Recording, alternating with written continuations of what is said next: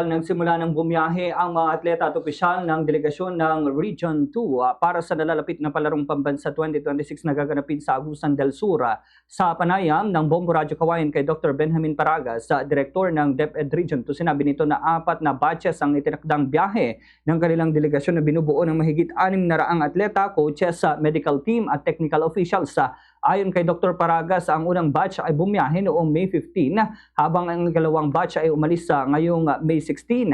Anya, susunod naman ang ikatlong batch na binubuo ng 3 bus na magdadala ng mga atleta at coaches patungong NAIA bago sumakay ng flight papuntang Butuan City. Sinabi rin niya na ang huling batch ay nakatakdang bumiyahe sa May 18. Tiniyak naman ng opisyal na magiging maayos at ligtas ang biyahe ng mga naunang batch na delegasyon. Dagdag pa niya, sapat ang panahon ng mga atleta upang makapagpahinga at makaangkop sa klima at kapaligiran sa Agusan del Sur bago ang opening ceremony ng palarong pambansa sa May 24. Ayon pa sa direktora, nakatalaga ang kanilang billeting quarters sa Del Monte Elementary School at Del Monte National High School sa Talacogon, Agusan del Sur. Samantala, sinabi rin niya na may ilang mga magulang na mga atleta ang personal na pumunta sa Agusan del Sur upang suportahan naman at i-cheer ang kanilang mga anak sa kompetisyon. Bagaman hindi sila maaring manatili sa billeting quarters na nakalaan para lamang sa mga atleta, coaches at opisyal. Inihayag din ni Dr. Paragas na umabot sa mahigit 17 million pesos ang budget na inilaan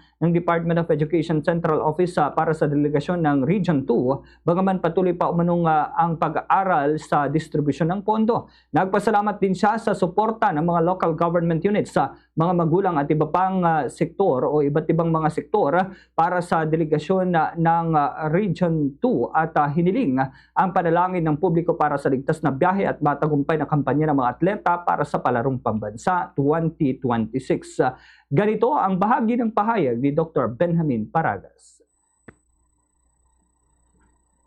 Ang total budget na nakuha namin ay bibigyan ng Central Office ay more or less 70 million, no? Pero hindi pa lahat ito downloaded.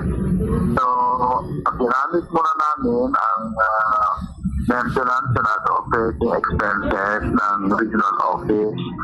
Kaya naka-full settle na tayo. So, masahin ang mga bata sa bakit at sa mga aeroplano. Meron pa silang sapat na panahon upang ma-acclimatize nila ang kanilang mga sarili palarong pambansa.